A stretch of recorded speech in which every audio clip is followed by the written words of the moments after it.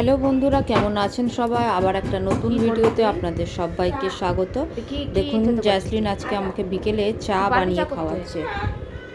কে খাবে চা? আমি আর তুই চা খাবো? কিভাবে বানাবি? তুই চা বানাতে জানিস? হ্যাঁ জানি, তুমি আগে বানাতে না? তুই দেখে দেখে শিখেছিস? এই কিভাবে বানাচ্ছিস? এখানে কি করেছিস? আদা। ও স্ট্রেনারে করে বানাবি? হ্যাঁ। আর ওখানে জল গরম হয়ে গেছে? সাবধান কিন্তু, বন্ধ কর, সুইচ বন্ধ কর। হ্যাঁ, খুব স্লোলি ঢালবি, আজ 2 হাত দিয়ে ধরে, ঠিক আছে? স্টিল পয়েন্টগুলো ধরবি না, ওগুলো গরম হবে। তো বাচ্চারা বড় হলে পড়াশোনার সাথে সাথে তাদের কিছু কিছু কাজ শিখিয়ে রাখতে হয় তাদেরই স্বনির্ভর করার জন্য। তো সেরকমই একটা প্রচেষ্টা চলছে আর কি। 1/2 চামচ কমাও, কম দাও। দাও, এর মধ্যে দুজনের হয়ে যাবে, একটু দাও। হ্যাঁ। তো আমি যেহেতু পাশেই আছি তাই জন্য ওকে একাই করতে দিয়েছি সমস্ত কিছু, আর আগুনের কোনো ব্যবহার নেই। তো বাকি সাবধানতাটা আমি পাশ থেকে একটু গাইড করে দিস না, যতটা দরকার কাপে গুলে নিবি, ঠিক আছে? আমি চিনি খাবো না। লক করো। এই ধরনের কাজ করতে বাচ্চারা কিন্তু বেশ আনন্দ পায়, খুবই উৎসাহের সঙ্গে এই ধরনের কাজ তারা করতে চায়। তারা এরকম ফিল করে যে তারাও বড়দের মতো কাজ করতে পারে।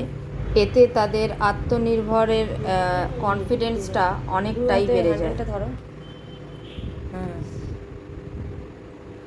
তাই আমি জ্যাসলিনকে আমার রান্নার কাজে এবং ঘরের বিভিন্ন কাজে ইনভলভ করি, এবং জ্যাসলিনও সেটা খুব আনন্দের সাথে করে। এরকমই পড়াশোনার ফাঁকে কিছু কাজও ওদের শিখিয়ে নেওয়া যায়, প্লাস ওদের যে সেলফ কনফিডেন্স সেটাও অনেকটাই বাড়িয়ে দেওয়া যায় এই ধরনের কাজের মাধ্যমে।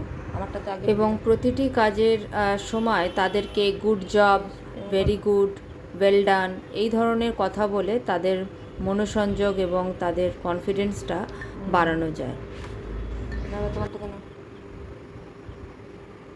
তোমারটা ছেড়ে দাও,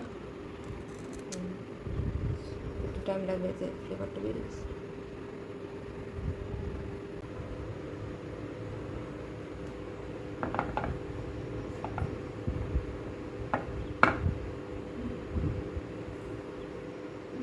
একটু 1/2 চামচ। তাহলে ভিডিওটা কেমন লাগলো আপনাদের অবশ্যই জানাবেন, আর আপনারাও আজ থেকেই শুরু করুন বাচ্চাদের এইভাবে কাজ শেখানো।